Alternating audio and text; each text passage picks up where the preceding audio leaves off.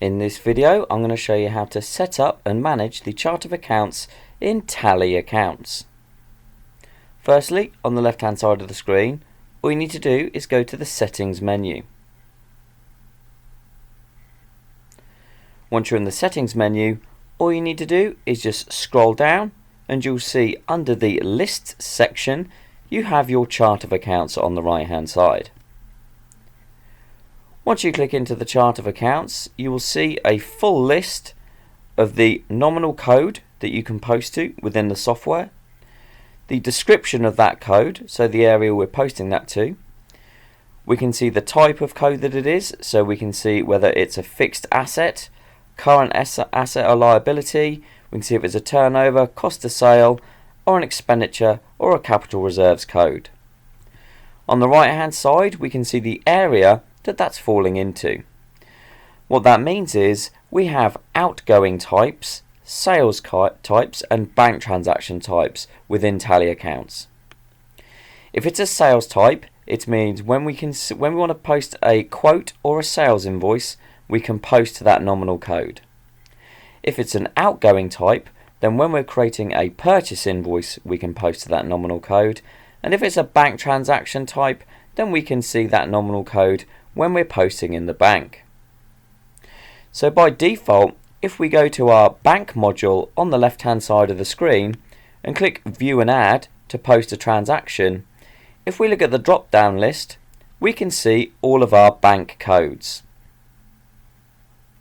If we go to generate a sales invoice, we can see our sales codes, and to generate a purchase invoice, we can see our purchase codes. If you are not running a purchase ledger, then if you go back into Settings and Lists and click into the chart of accounts, there's two ways around this. If we scroll down to our expense codes, which are outgoing types, if I want to post to these codes within the bank area, I can move these from the purchase ledger into the bank by just highlighting bank transaction.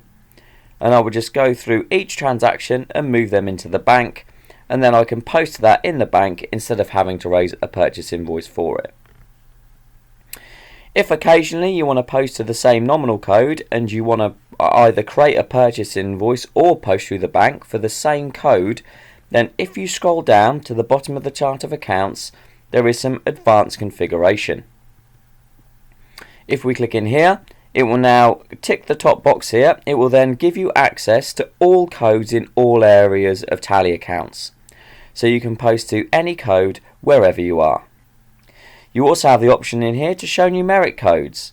So in the drop down lists, rather than seeing just the nominal description, you could also see the nominal code, and that's depending on how you want to sort and search for those transaction types. I'm going to turn that on for now and just click Update, and those changes have now been made.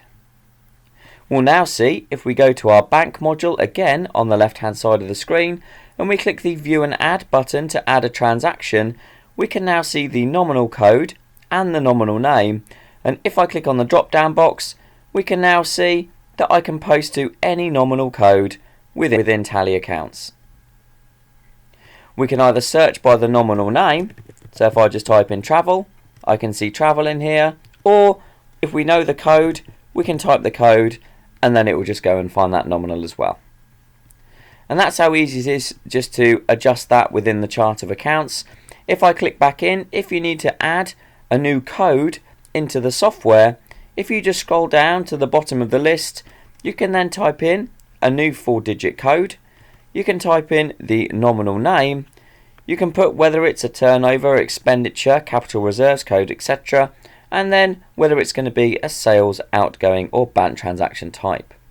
All you then need to do is just click the Add New Code, and that will add a new code into that list so you can then post to that within the software. And that's how easy it is just to set up and configure the chart of accounts in Tally Accounts.